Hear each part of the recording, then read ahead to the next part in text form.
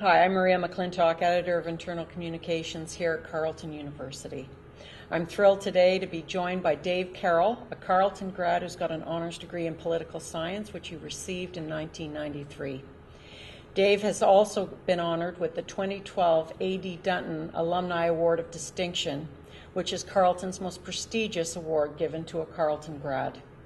While you may not know Dave's name right off the bat, you're probably very familiar with his 2009 YouTube music video sensation called United Breaks Guitars. 150 million people have seen this video, and Google has named it its top 5 most important videos of all time.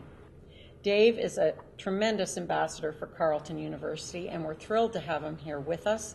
Congratulations, Dave, and welcome back to Carleton. Thanks, Maria. It's great to be here.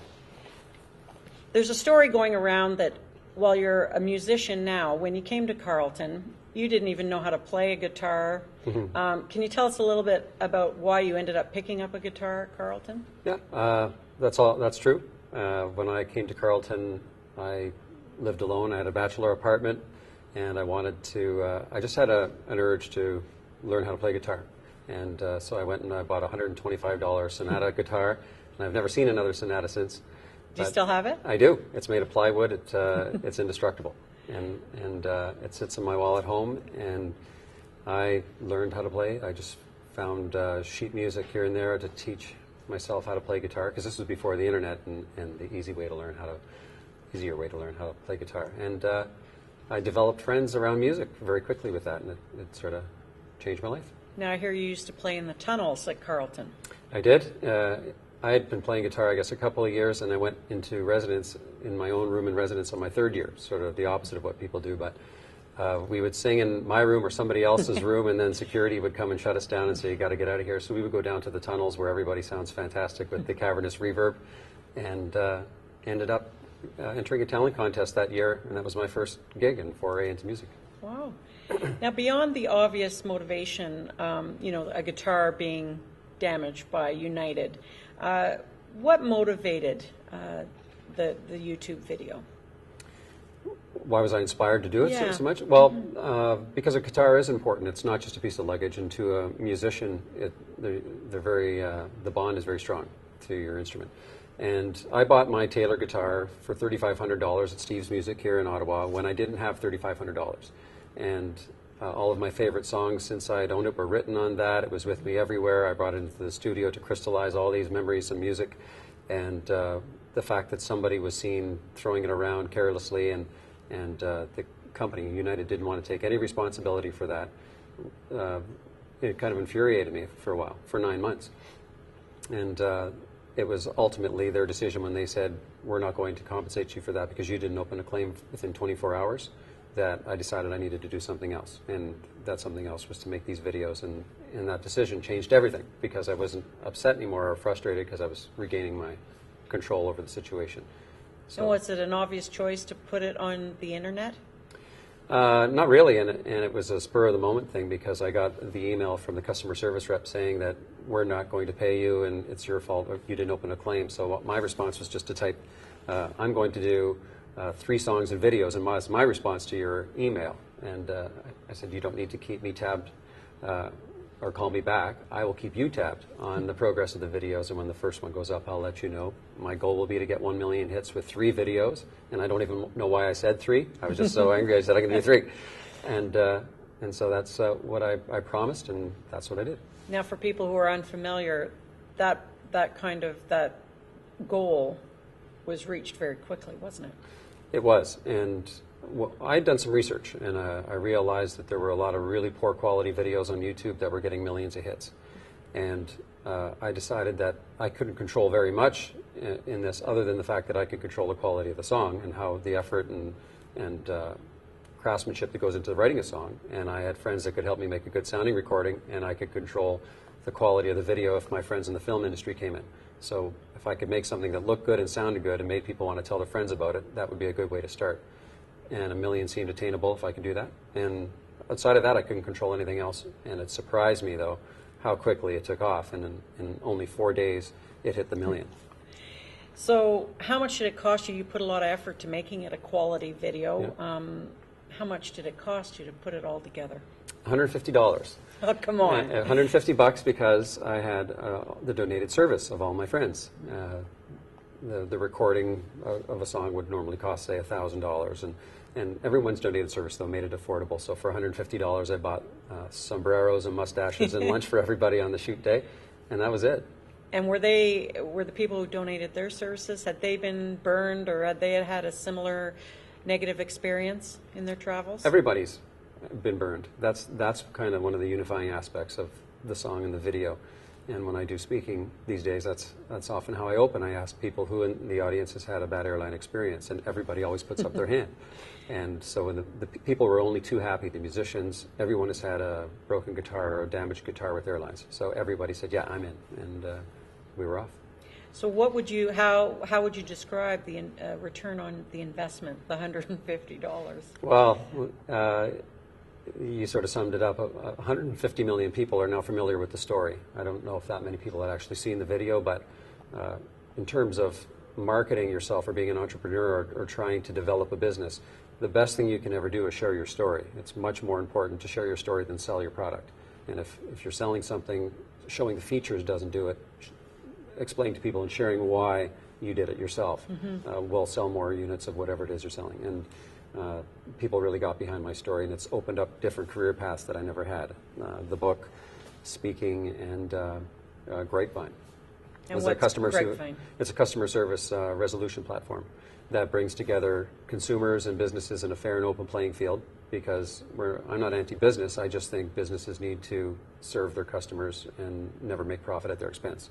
And customers don't necessarily need to get upset and don't need to go through the process. They just need to resolve things quickly. So we bring people together, take complaints from people, deliver them to companies, and give them an opportunity to communicate with customers in offline, which is what companies want to do. So that was one of the spin-offs from this?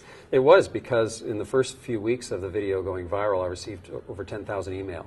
And they always kind of went like this. They'd say, love your video, congratulations, and here's what happened to me. And they would tell me their own customer service story. And then they would say, if only I could be a singer, I would do a video or something along those lines. Not recognizing, first of all, that they had their own creative ability to do something, but it occurred to me that all these people in the world felt muzzled, and I wanted to do something with the platform I'd been given to give these people a voice or amplify their voice a little more. Now, your band, the Sons of Maxwell, you already had a following, as it were, before any of this happened. Yeah. Was there any pushback or any kind of negative things that happened as a result of this kind of going viral? To a certain degree, most of my career has been with my brother Don. I now do solo stuff as well. I had a solo CD when this had happened. So I still play with my brother Don. The one challenging thing that might surprise people is that this has kind of hurt my music career, if anything else, because people kind of want you to be one thing or another. And if I'm now speaking about customer service, then I obviously can't be a musician. And some people want you to be a purist, or they just assume that I'm not a musician anymore. So to answer that, I continue to write songs. I just released a new CD a few weeks ago that has nothing to do with customer service, and I'm still very much a musician. I consider myself a singer-songwriter more than anything, and they say dance with the one that brung you, so that's what I'm doing. Well, and that sort of brings me to my next question. Do you consider yourself more an entrepreneur than you do a musician, or how do you think of yourself now? I believe that you can wear more than one hat. So I've always been an entrepreneur as a musician because I was in the music industry, and I was an independent singer-songwriter with Sons of Maxwell, competing with a lot of people who wanted to do that. And I'm really proud of the fact that for 20 years after graduating from Carleton, I haven't had to take the dreaded day job that people do. It's the cancer of the music industry, right? When you have to give up your passion to take a day job. And I've been successful that way, that I haven't had to do that. And but I do believe in the entrepreneurial spirit. I love outside the box thinking and going places where no one else has gone. And so I'm getting a chance to do that now. Well, and certainly Carleton encourages its students and professors to think on that front.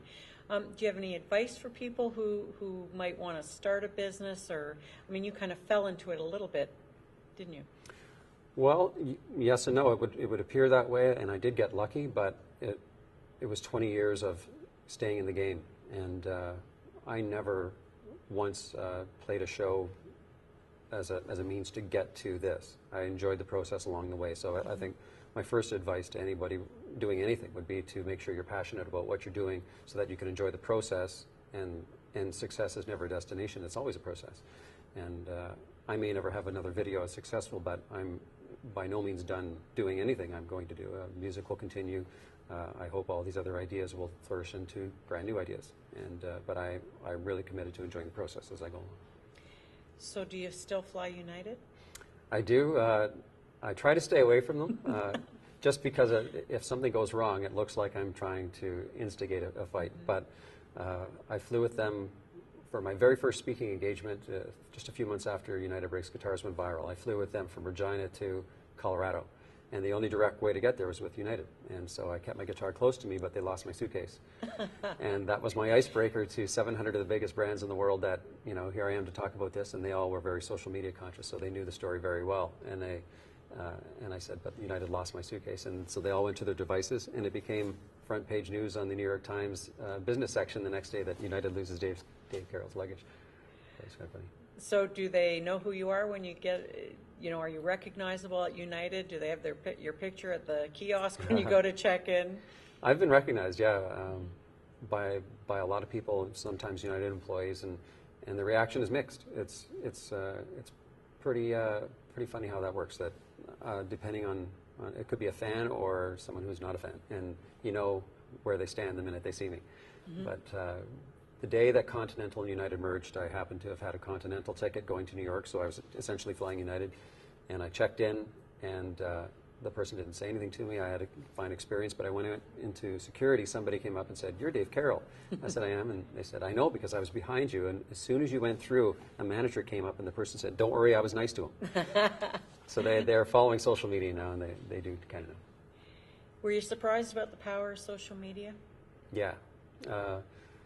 I just looked at it as an opportunity to get a message out, which it is, but what I wasn't prepared for was the passion behind what happens when people watch a video like mine versus the ones that have 10 million hits, but you might share them with your friends but never watch them again or forget about them.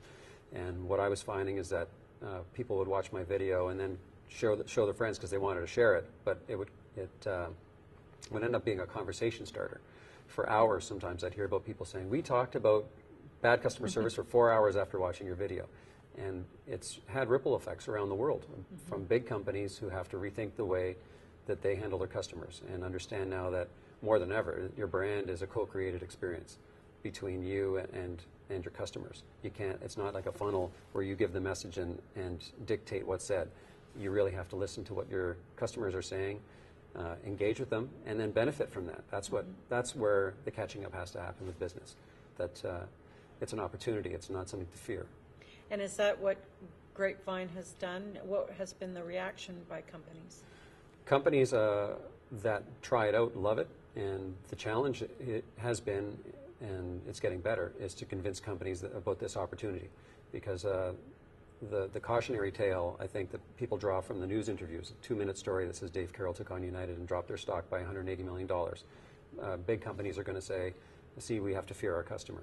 And what we're trying to let them know is that if you know what your customers are saying about you, you can communicate with them and resolve things before they get the traction that become a viral video. And you can also communicate with them and find out what went wrong. You can flip them and make them better ambassadors by showing them good customer services. So many opportunities to have a two-way conversation. And with social media, I think it's never been more true that that's the reason we have 2 ears and 1 mouth, right? That it's an opportunity to listen. What's been the impact of all of this on you personally? Personally, my life got turned upside down within 2 days, because I put it up on Monday, July 6th at midnight, and Wednesday of that week I was in the full-fledged media frenzy. And I was getting calls from all over the world. I was doing media interviews from, say, 6 in the morning until about 11 at night, and then I would go to sleep till 2 or 3 in the morning and then do the European early morning news. So it was tiring and all that stuff, and exciting. You never knew who was going to call.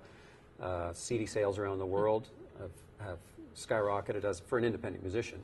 Yeah. They skyrocketed, and my career has sort of broken new ground as an independent musician because I've reached these people with my story. And so unlike big touring bands with a lot of money, they have big shows and they sort of enter Europe and they conquer Europe and then they go somewhere else. my fan base is small clusters of people all over the world, and I communicate with them by email and sell CDs to them and all sorts of things. And the speaking career, I'm loving that. I'm getting to travel the world, and it's just really neat. When I was in Siberia, I was playing gigs and speaking to Russians who could barely speak English. Wow. But when I sang United Breaks Guitars, they all had their cell phones up and they were doing Is that this, and they right? were singing United Breaks Guitars. They got it, right? Yeah. And you have a young family, and so what has that meant for them?